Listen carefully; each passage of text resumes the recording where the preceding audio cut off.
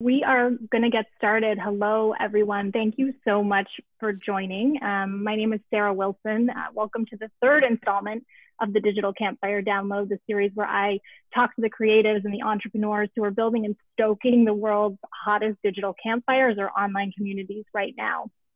I'm Sarah, as I said, and I'm so excited to welcome my guest today. First, just a quick bit of housekeeping. I've muted all of you, so if you can't talk, that's why. The conversation is going to run about 35 to 40 minutes, and you're going to have a chance to ask questions at the end. So feel free to pop those questions into the chat window in Zoom. You can do that throughout the interview, and when I open it up for questions at the end, I'll do my very best to get to them. Or at the end, feel free to raise your hand via the raised hand feature, and I will call on you and unmute you, and you can ask the question yourself. Also note that this is going to be recorded and shared out afterwards. And so now I'm thrilled to introduce my two guests today. If you've been paying any attention at all to what's happening on Instagram, you'd know that in the last year or so, it's blown up with a ton of new shopping features. Layla Amjadi, the product lead for Instagram shopping, is one of the behind the scenes forces at Instagram shaping this new shopping ecosystem. She's here today along with Dan Altmann, president of streetwear brand Chinatown Market, one of the brands that's leveraging these new tools to build community and drive social commerce in really intelligent and engaging ways. So please welcome Layla and Dan. There's no clapping because everybody's muted, but like I'm gonna have to put in that kind of thing. So just a quick little FYI, there has been a last minute scheduling change. Layla unfortunately has to jump off after about 15 minutes, one of the perils of doing this live. Hello. So Layla, I'm gonna focus on you for the first 15 of this, and then we can pick up one-on-one with Dan after, and you guys can still direct questions, and I'll get Layla to follow up after if you wanna still ask questions of her. So let's get started. So I am really excited to have both of you here because you speak to this topic of social commerce from both sides. What are the tools enabling social commerce? And then how do you build an actual passion community around a brand that leverages these tools? So Layla, let's start with you. Let's talk about the tools. Can you walk us through how you think about designing for shopping on Instagram and the various kind of facets of that go into that? Yeah, so thanks for having me. This is a really fun conversation to be a part of. I'm sad I have to leave after 15 minutes, but hopefully we can get through a lot in 15. So I guess to start off, before we talk about the tools, I think we have to talk about why shopping on Instagram is even possible, like a possible place for us to invest, and why we're investing as Instagram. And that's because of the really strong relationships that people and brands have developed on Instagram. So one of the special sauces of Instagram are your interests, like the community of people, the topics that you care about. And brands have been a part of that interest graph and community from the very beginning. And they're showing up on Instagram like your friends, and they're talking to you about everything from what's happening in the world right now, and also their brand story and their product. And so because the relationship between people and brands is so strong, and people are coming to Instagram and searching for and following brands in their feed, that has made commerce a derivative and the next step in that relationship possible.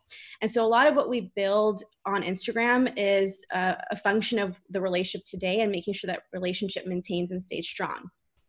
So the first thing we started doing with Instagram shopping was we realized people really come to Instagram, follow brands, and they have an interest in shopping those brands as a result of those relationships.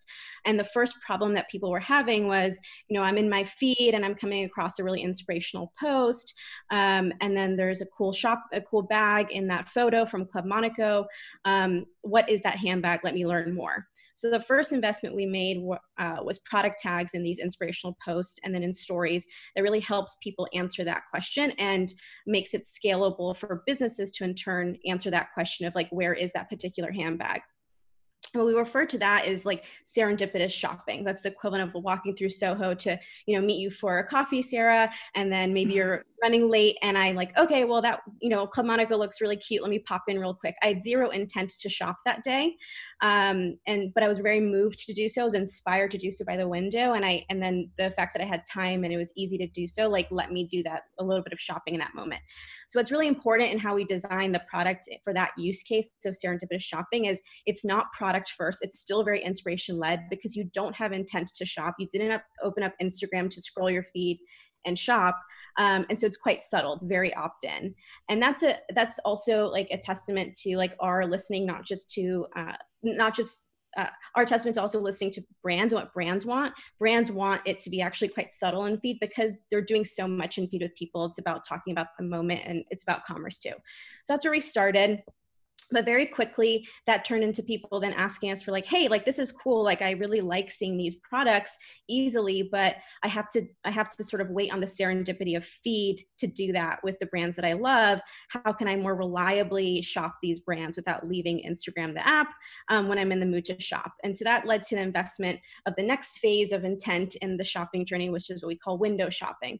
And so that's when, I'm in the mood to shop, maybe because something created intent for me in feed or elsewhere. And then, I search for, in this case, Chinatown Market, and I really want to start looking at products and considering what's new from the brand. And so we invested in two places there in terms of products for people and brands. One is the shop on the profile. And then the other is the beginnings that we call this personalized mall and explore, which is a multi-brand space that has all the shops that you care about for you. And so that's been really exciting. I'm personally very interested in that because I think it lends itself very well to the type of shopping that people are looking to do on Instagram, which is that interest-based hobbyist shopping. The I'm in the mood to shop sort of trigger is very true on Instagram increasingly. And so we're excited to be able to meet people where they are in terms of that need. But once we start investing then more that higher intent, so when people have higher intent to shop, they then have higher expectations about what they can do in the shopping journey. And so the next question we started getting from people was, okay, it's so cool. I can come and now like look readily for these brands and look at their products, but it's kind of annoying that I have to leave the app to buy the product once it really speaks to me. And so that then led to the investment in checkout. And that's right now still in a closed beta. It's only a small number of partners. Chinatown is one of those partners. But that is our test of, letting people buy the product without leaving the app, having a shopping bag within the app. And that's been really interesting because that's now moving into like commerce. Instagram's always been very good at discovery, but moving into deeper consideration and the purchase and post-purchase part of the commerce journey is really interesting to figure out how do you execute that in a social media app that we still want to retain that like brand forward relationship, still make it about your friends, but do that commerce part of the journey. So it's been really interesting from a design and product perspective to figure out how to do that. So we launched checkout, and I think we have a lot of interesting things coming out over the couple months to help people with the shopping journey. But when we did launch checkout, the next thing we saw most immediately were two sort of phenomenons that were specific to the Instagram community. And this is where we can start to really bring the special sauce that is Instagram into the shopping journey. So one was, we saw that once we launched checkout, there were these days in which there would be spikes in sales. And looking into it, we realized like, oh, it's Adidas dropping a new collab, a new shoe with Donald Glover. And it started to become a pretty common thing that we would see. And we realized that makes sense. Brands look to Instagram as a place to announce product because of the timeliness of the feed and the relationship that they have with the customer. And so we saw an opportunity as a product team to basically productize what is the drop phenomenon, or launch a product launches feature, which basically lets brands allocate inventory to Instagram and build a community moment around this product release in a way that's really reliable for people. So letting people opt into a notification, utilize like the fact that we have a push channel as Instagram, that's a unique offer that we can give to brands, and then help people find that product. The next thing we learned when we launched the drops feature, in which Dan's company in particular is so good at that phenomenon of drops and driving community through those product launches, was the importance of creators. So most of that serendipitous shopping discovery and feed is really being inspired not just from brands actually, but also from other people who are evangelizing brands. And when we were working on the drops feature, we realized that so much of the product drops that were happening were a function of collabs between the creator community and a brand. So it'd be like Jackie Ayanna, who is a beauty creator, doing a collab with Anastasia Beverly Hills. And that is also part of what builds excitement. And so we started investing a lot more in the creator community and creators showing up as marketers, also as sellers. So Kylie Jenner can serve as a marketer to Adidas, but she also can be a seller of Kylie Cosmetics. And so we launched a feature called Shopping from Creators, which basically allows brands to whitelist their shop to other people on Instagram to tag and evangelize their products in their posts. So in this case, like Kylie Jenner can tag a drop for Kylie Cosmetics. She can tag one for Adidas.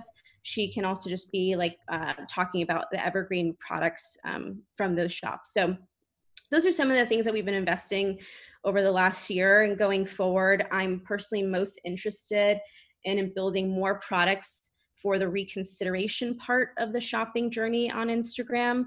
A lot of the products that people are discovering, whether it's in serendipitous or window shopping, are in the categories that just require longer consideration cycles. Like we've sort of figured out the drops use case, which is a pretty quick, like in-session purchase.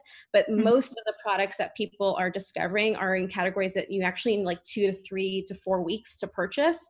And so if we solved like the in-session purchase, what's the solution for the product that needs a longer consideration cycle, which is true of like apparel and beauty and home decor, which are our primary categories. So that's where I'm focused a lot right now, is how do we build really fantastic reconsideration experiences that also take the best practices of what businesses are doing right now with their ads strategy. Actually, if you look at like why people love their ads, a lot of it is because the ad strategy is really good at reconsideration. Right. You've given us like a 10,000 foot view and then like honed in on a few amazing features. But one thing you said up top was super interesting about sort of none of this is a given. And I think you've said that before, that kind of shopping and commerce on Instagram is not a given. It's about relationships and then commerce. And just a couple more minutes that you have, can you speak to that a bit? Because I think that's a really interesting segue back to Dan. Yeah, and Chinatown Market does this incredibly well. Like, again, the whole reason why shopping and all these features are building is possible is because people and brands have invested in their relationship with people.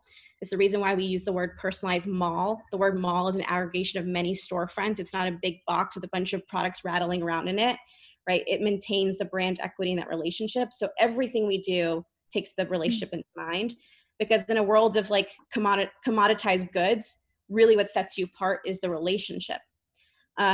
And so I think in general, the brands that are going to do best on like shopping in an Instagram environment, but like really anywhere, are the brands that are going to be able to strike the right balance of being culturally aware, sensitive, having a relationship, and doing content, and then doing commerce. But when you do content and lean into that. And when you're doing commerce, don't be afraid to do commerce. I think the brands, the way that I think sometimes people think about it is, I'm going to make a post and I want to do content and commerce in one, and I'm going to be real subtle on the commerce to the point where it feels kind of icky actually. Instead, think about your basket of content of like, this post discreetly does a very good job at this particular objective. And this post, actually, I'm just going to come out straight and be like, hey, I have a product coming out and you should buy it because XYZ. That's way more appealing, I think, and easier to swallow. And the more you do it, and the more okay you are with talking about commerce when it's time to talk about commerce, the more normal it feels. I also think people forget that like there's an entire generation of people that have grown up with watching like YouTube unboxing videos. So I think like where you and I, maybe we're still like not used to being sold stuff directly. Actually, not being sold stuff directly for people coming up feels weird. Right. And Such a so good point. that is why I think also like drops do really well, because we were excited about building the drops feature because it helps more legacy brands have that direct commerce conversation, because the feature asks you to do that. The feature like asks you to be like, I have a thing coming out tomorrow, you should buy it. I think that's why also like live shopping does really well in some places, because it's a forced conversation, you have an excuse. So that's a lot of what I think about too, is like when I build formats for shopping, how can I build formats to help businesses that aren't comfortable yet having that commerce conversation, have it in a way that feels really genuine because the product says it's okay to. That's such an interesting approach, and the way you think about the psychology as well as the actual tool. I want to be respectful of your time. I know you have to jump, and it's actually a perfect segue into Jan. So thank you so much, Layla. If you need to go, people who want to ask questions of Layla, pop them into the chat window, and I can get her within reason to answer them later. And I'm really sad I don't get to hear Jan's part, because truly, like, I think in all the presentations I give, I always point out Chinatown Market as like a company that's done an amazing job at building both content and commerce and having a content strategy that is super culturally plugged in, where they've invested in their own version of creators that are specific to the Chinatown Market brand, and are doing really unique and interesting stuff. So we look to you guys often as where this is all headed and where others should really be emulating in terms of best practice. Thanks, Layla. Bye. Bye. Bye. Thank you so much. Bye. Dan, so great to have you here. So something that Layla said, the way she said it really stood out to me. I think it was something to be effective. In a world of commoditized goods, what sets you apart is the relationship. So you guys have really done such an incredible job of building those relationships, and something that we've seen really come to fruition in some ways over the past month and a half during this crisis, because you've been able to pivot your business really, really quickly. So I want to hear all about kind of the nuts and bolts of building Chinatown Market, and I'll get to that. But what I really want to hear up front, just so people understand the amazing creativity that's happened just in the past month and a half, can you speak to some of those initiatives?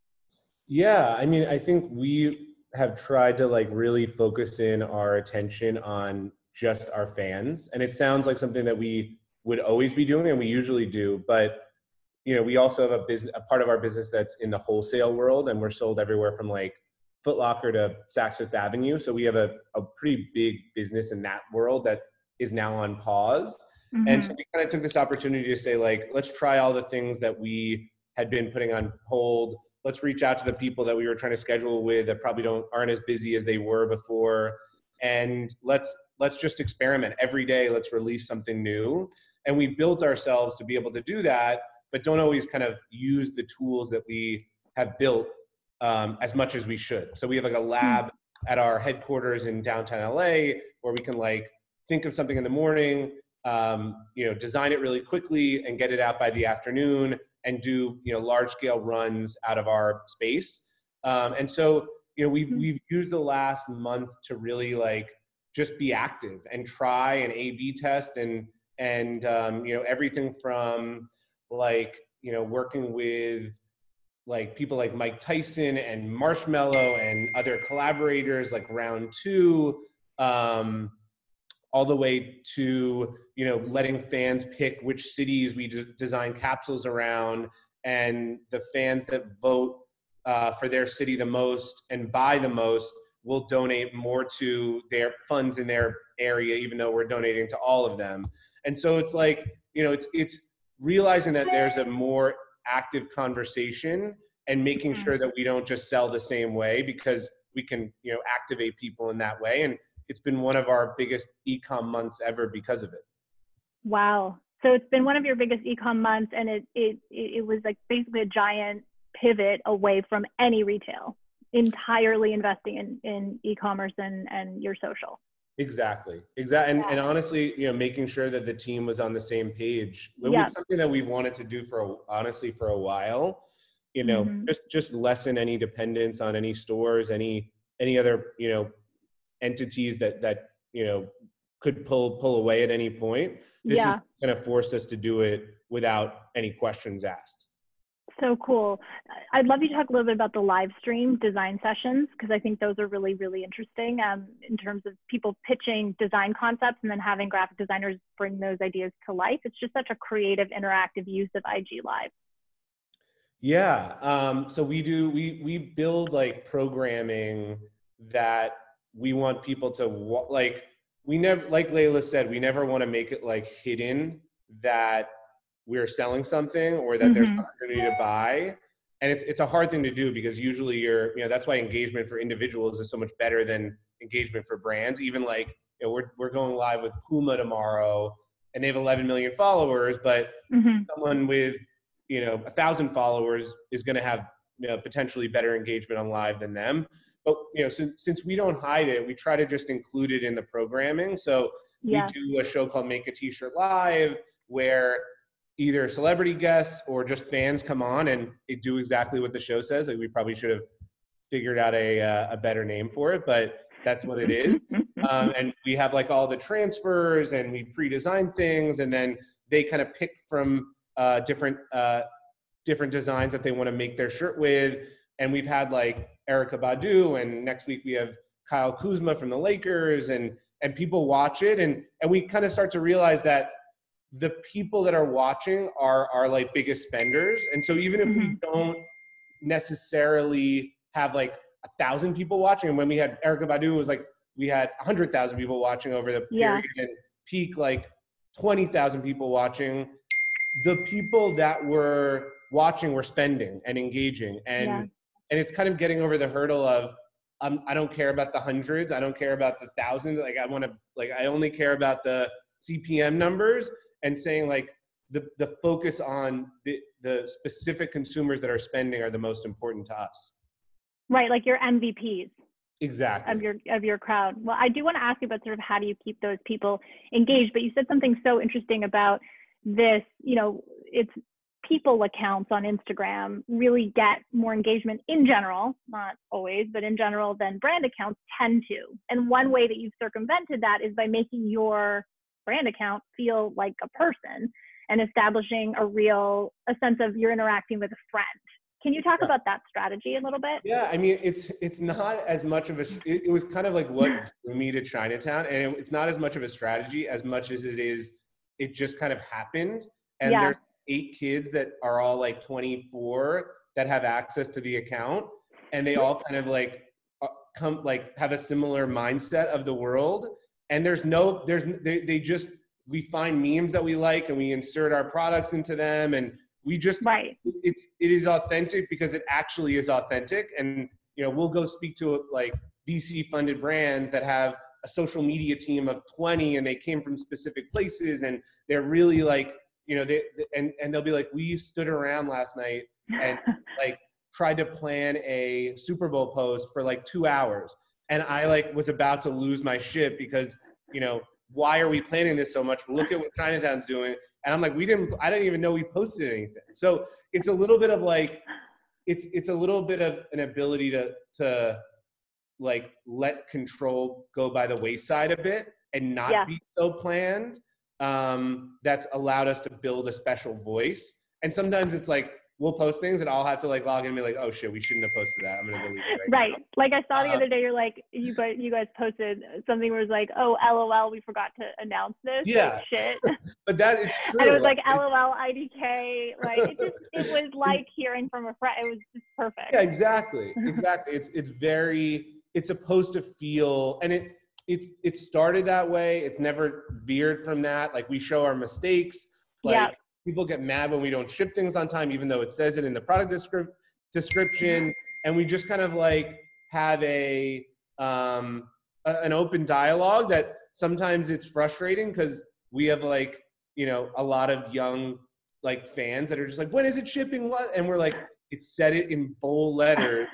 So it's annoying sometimes, but it is genuinely what it is. And it just like kind of grew naturally, and it's what attracted me to the brand.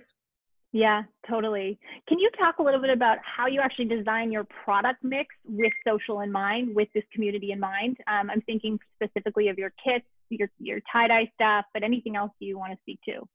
Yeah, I mean, we have like a few different areas of product. We have product that we have planned and that we're like making overseas, and it's like cut and sew, and it's the stuff that like a Nordstrom would carry. Yeah. We have sporting goods, which is like a big part of our business, is like inclusive sporting goods, like a basketball that someone would want to like put in their office and it has a smiley face on it, and we sell like hundreds of thousands of those. that's something that's like pre-planned and we do really, really well with. And it's all about like being inclusive in sports culture. Then we have like, oh, like this is happening in culture today. And like, we're just going to go for it. And we don't have the license for it, but we're going to sell it anyways. And sometimes it's for charity, sometimes it's not. And we'll do really well. And it's like the idea of, if you've been to Chinatown, just like the weird shirts that you see and things that like don't make sense. And some have other, like, that was kind of where Mike got the inspiration for the brand. And all of those are like the mix of product that we put out, and we have like favorites that people are looking for. And the next element that we were already starting before is these ideas of kits. So we're doing like a screen printing kit. And alongside of that, we have a show called The Blueprint, and you watch along. So you don't just get a screen printing kit, you get a screen printing kit with 2 special t-shirts, and there's a piece of content that's accompanying it. So you can learn actually how to design your shirt with pieces from the Chinatown market design like library. Or a tie-dye kit. We put out a tie-dye video a few months ago. It's been doing really well. We had been starting this tie-dye kit before. Now we're rushing it because we want people that are at home using it. And so our brand is always supposed to feel just the same way the social element is DIY. The whole brand is supposed to feel DIY, and it's supposed to feel like, and you know, it's supposed to give you the feeling that you felt like watching an influencer and being like, I could do what they do. They feel close to me.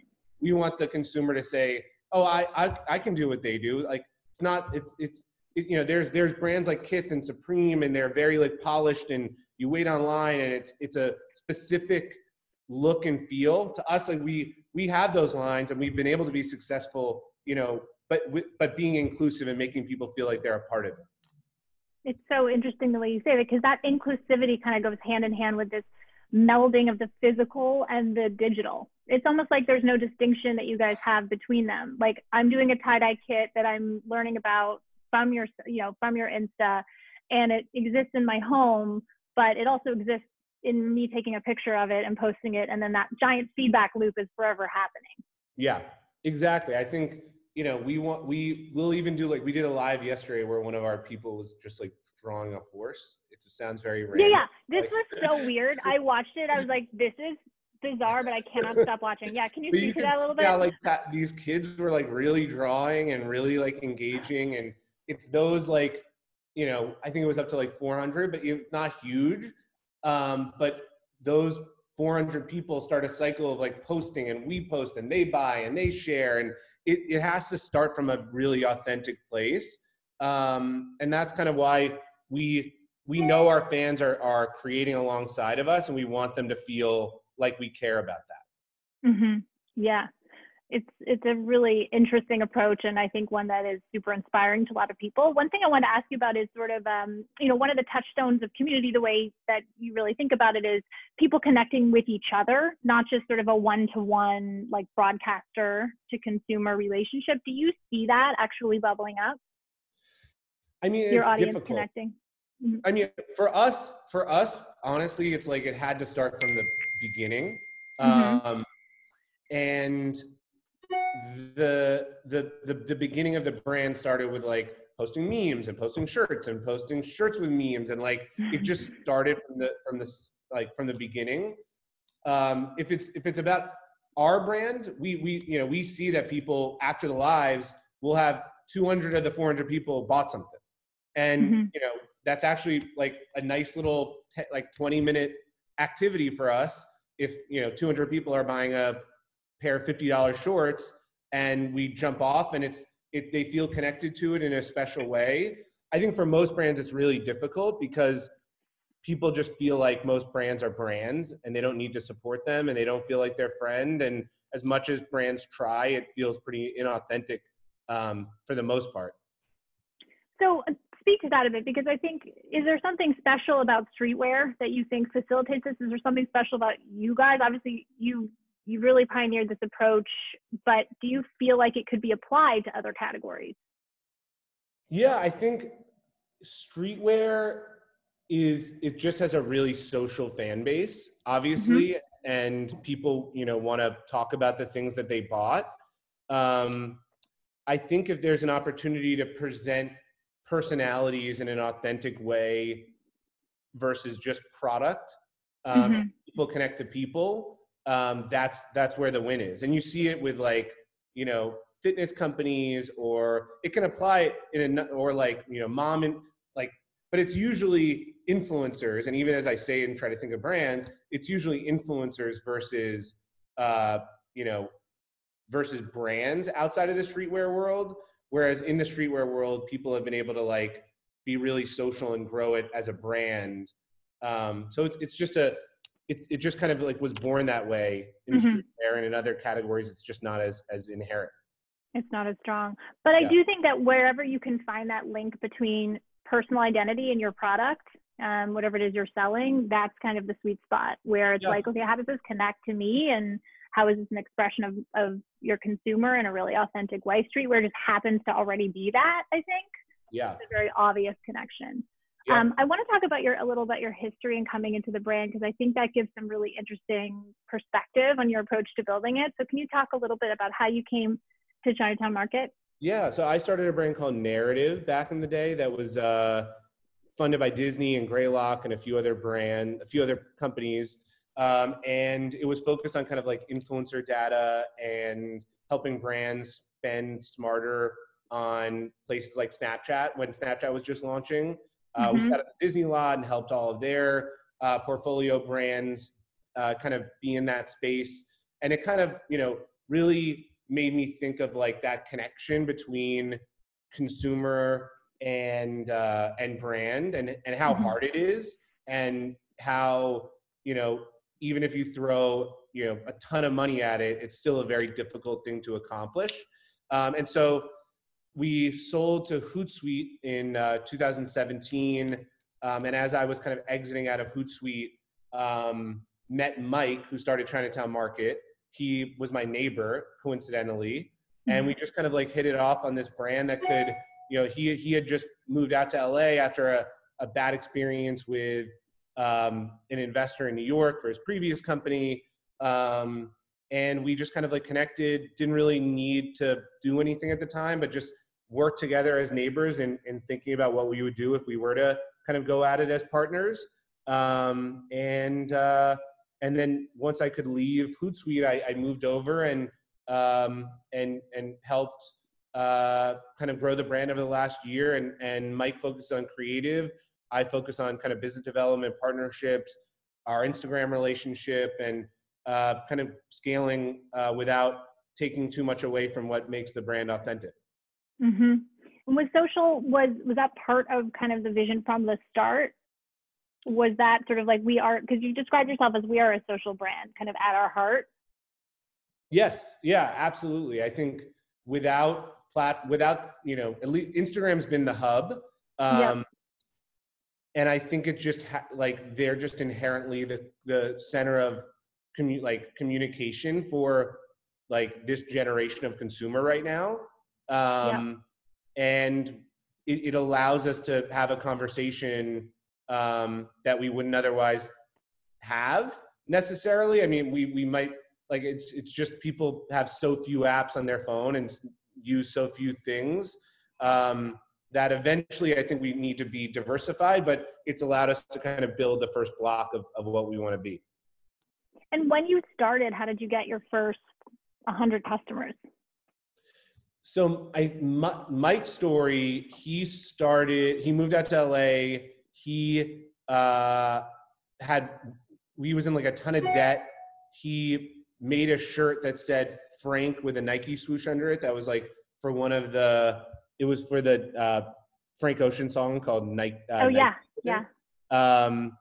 And went to ComplexCon, friend gave him a booth, and like the shirt went really viral. He had a few other shirts that and it was supposed to be set up like a Chinatown Market stall. And the shirt did amazingly well. He thought he was going to get himself out of debt, and then immediately got a cease and desist from Frank Ocean's team. And so like, as one does. Yeah, exactly. Not even Nike. Nike was like, hey, can you come work with us? But it started this idea of like pop culture meets design meets social. Like he showed every step of the way on Instagram. And it kind of like, that was the launch of the entire brand. That's very cool. So it's like an OMG moment, like, okay, we're onto something here. Exactly. Mm-hmm. Can you talk a little bit about the challenges, like some of the biggest challenges? I would have thought, having to pivot the entire business to online sales has been one of them, but perhaps not. It sounds like it's been relatively smooth sailing. Yeah. I mean, I think the challenge is just, scaling quickly without losing the authenticity. And, we have a specific number of team members that understand it really well. It's a very difficult thing to hire for. Mm-hmm.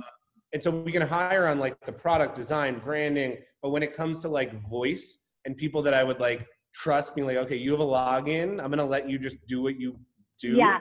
I think the biggest challenge is just hiring, and we've hired slowly, just because it's a difficult thing to find people that are as nuanced and understanding of the category, the company. So we hire people that like love Chinatown market and have been following us for a long time, and maybe even have accounts of their own that are quasi similar. But yeah, I mean, that's, if we could hire, 20 more of those people, we would right now. It's just a matter of like finding those. It's a very difficult person to find because there's no exact background that gets you there. It's so interesting. It is I do think it's the number one hardest hire is the brilliant sort of community manager who gets voice. Yeah. And who understands the brand in their bones. And so you somehow found, is it like 10 of them or 8 of them? Yeah. I mean, they grew into it. These kids, some of them were like working in the warehouse, working in like logistics, and they just kind of like got the brand over time. A few of them came in, like, there's just one of the kids that runs the account was messaging Mike when he was first starting it, was in school in Purdue, left before graduation to come out, lived in a youth hostel, and would just like come in, like physically hand Mike designs until Mike hired him.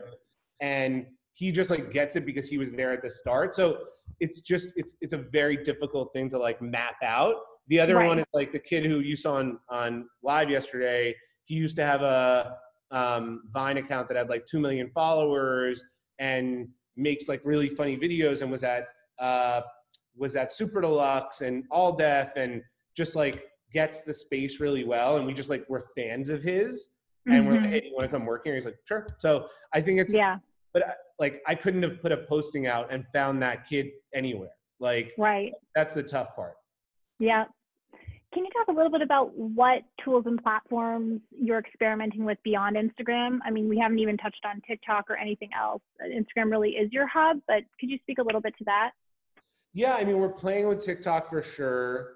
It's just like in moments like this, we're trying to invest in things that we know. And I know kind of like coming from my previous business was built on the backs of like brands being scared that they would miss out on Snapchat. So they would spend whatever they could on like, anyone who has worked in this world knows exactly what you mean. and like it helped build the entire, and like that fear that like, oh, we're going to be the first here, and if we're not, we're going to suffer, which I think is completely now like, I think it's better to like wait and see and like understand and learn from people that try to be like that. It was like the Taco Bells of the world that like build themselves on just that.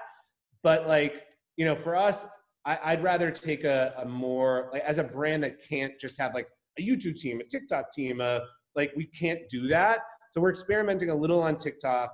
We're using Instagram as our hub, and then we're building out experiences on like an O&O, not app, because I'd rather have it be something that doesn't require a download, but our O&O site eventually that people can customize, learn experiences that you just can't do on Instagram.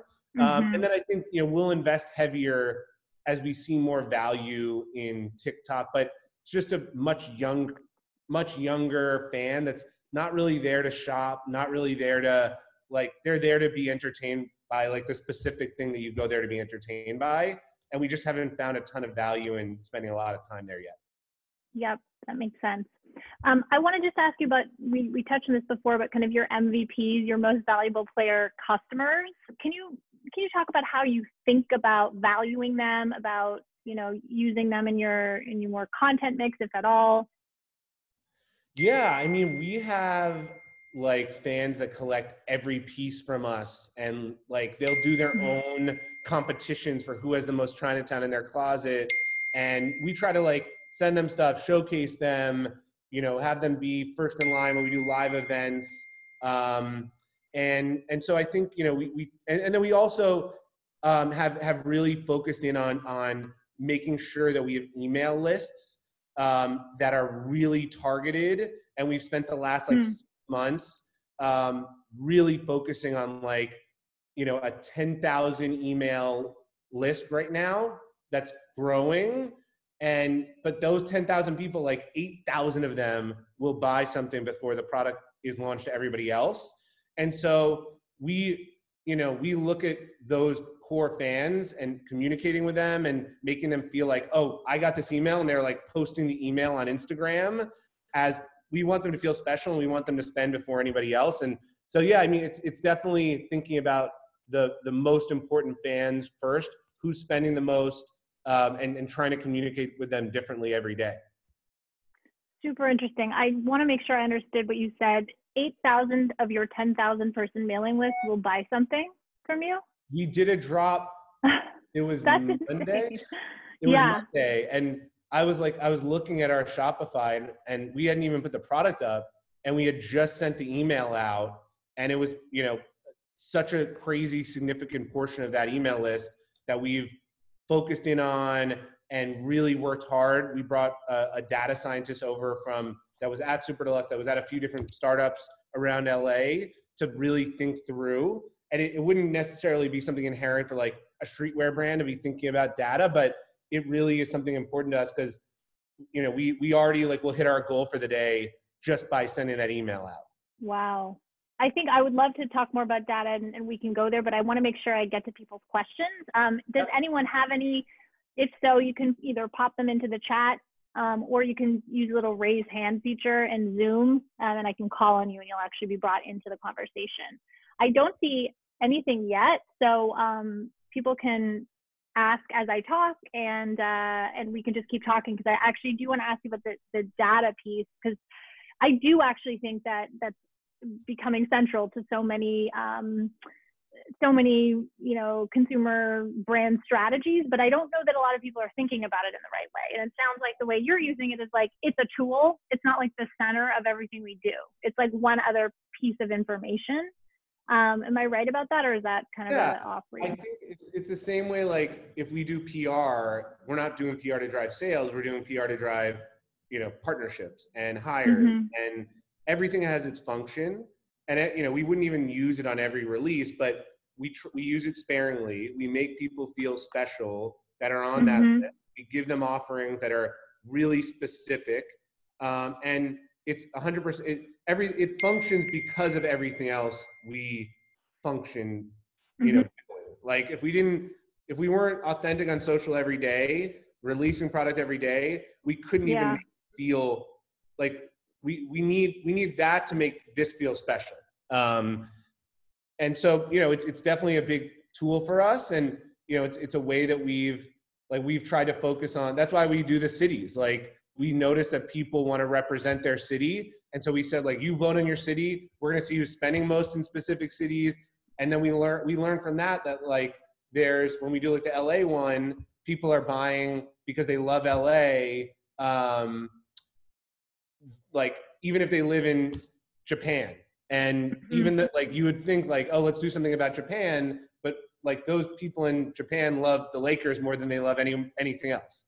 And so we try to learn from like where people are, why they're spending, who's spending the most, and target via email as well as via Instagram right now. I get it.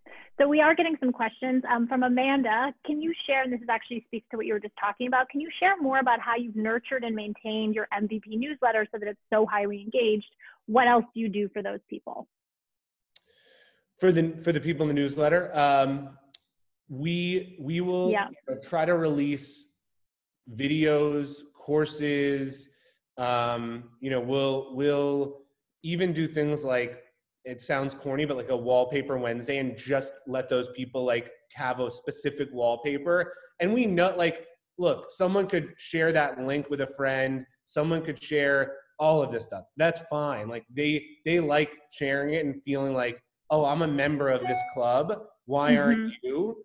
And so I think, like, you know, don't look at it so scientifically, even though you are like sending it out. Doesn't need to be locked. It doesn't need to be like, you know, so private.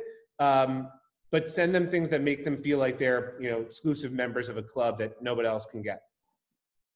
It's such a smart strategy. It makes a lot of sense, but it's actually really hard to execute. And so even just quote unquote cheesy stuff like wallpaper, like if that makes them feel special, it's a win, right? Yeah. Yeah. From Sam, we have a question, and we talked a little bit about this, but I think maybe some more granular information is sort of, do you find your fans building relationships and community with one another, or is the relationship mostly between you and them, one-to-one? Like, do you have examples of when, you know, holy shit, this happened and we didn't even necessarily directly facilitate? Those are definitely like the most special. Like we did a blue episode of our show, The Blueprint, and it was like how to build a wrap tee. Like I don't know if you guys know like the format of like an old school 90s like wrap tee. And we had one of our designers make it, and like 20 kids then made a wrap tee, and the designer's wrap tee was of Nicole Richie and Paris Hilton, and it was like this really funny whatever. And then all these people made a wrap tee of him, and then like different kids like came together and made like wrap tees of each other. And it's not even a prompt that we're putting out there, but it's for us, it allows for us to feel like we're doing our jobs of being a DIY brand, because kids are actually, you know, doing it, and they don't feel like, you know, you look at most brands and it actually is probably easy to like slap a Supreme logo on, but the idea of we want you to be a part of it is what we find special. And you know, we'll do events. Like we took over the Puma flagship store for a week earlier this year, and every day was a different class, and there was only like 20 seats at each class, and there was a huge line every day. And we came back a few months later, and kids from those classes had started brands together. Stop. What? That's amazing. Like, who knows if they'll be successful or whatever, but like those are the moments that we're like, okay, what we're doing right now is you know, being applied, and you know, we'll always be supportive and showcase those people as well. Amazing. That's so cool. I want to see those. I actually would love to see them, you know, anyone on your Instagram, like, you know, telling that story. Another question, can you dive into the tactical elements of the data science? I mean, I know you sort of use this in a lightweight way. What metrics have surprised you the most in providing value? In a sea of data, what has been the most valuable? Yeah, I mean, I think we've like one of the things that like, and I'm not the data scientist and all this, but I work closely with him. I think like, you know, we are all like, we built this following that engages with us for, you know, for both laughing, learning, buying, all these different things. And I think the idea of trying to turn like the customers that aren't buying but are just laughing into customers has been really interesting. And so we've played around with price points, and we did a mask recently that was like, you know, $10, I think, and part of it was going to charity, and like 70% of the people, and it was like 10,000, 12,000 masks sold, had never purchased from us before. And we didn't do any paid on it. And so it was literally just people that were following us that never bought anything, that because of the price point, like going to a place that was accessible for them, they are now willing to spend with us. And now we've seen those people are translating to, you know, people that are spending on higher price items, and we've gotten them into the cycle. And so, you know, to us, it's like playing around with price points, A/B testing things, and then also just seeing, you know, putting an email list together of people that are your most frequent spenders, and using Instagram to drive email sign up in that way has been something that we've done as well and tried to be really smart about. Super interesting. And how do you think about, and this connects to the last question, how do you think about paid advertising?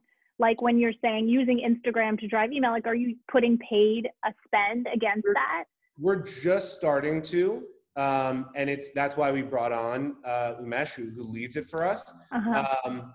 So we're just starting to. It's definitely for certain products it works really well, and it serves its purpose. It's I think to not do it would be like silly, but just doing it in the right way, doesn't feel spammy. We take our best pieces of content, best like most innovative product shots, and we run with those. We don't try to start from scratch.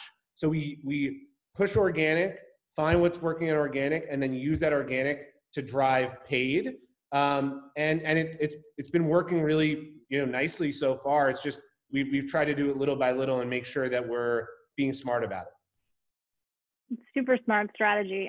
This is the last question, and it's how do we get onto the MVP newsletter list? I'm assuming you have to spend beyond a certain threshold, right? You can send me your email. We'll add anyone from here gets on the MVP, and we'll send anyone a code too if you have an email list of who's here for a discount. I do. So anyone who got the Zoom link it will be on my newsletter list. So I'll send out a video of this recording, and I will include the code if that's cool, perfect. Dan. Yeah. Well, thank you so much. Is there anything that you want to add that I haven't touched on that people haven't asked about? No, I'm always happy to answer any questions. Please reach out, and you can include my email in that outreach, and happy to help with anything that I can be helpful with. Dan, thank you so much for being here. It was such a pleasure to hear about your whole strategy and your whole trajectory. It was awesome. So thank you. Thanks, and thanks everyone for coming. I know I can't hear you, but I appreciate it. Thanks, guys. Thanks.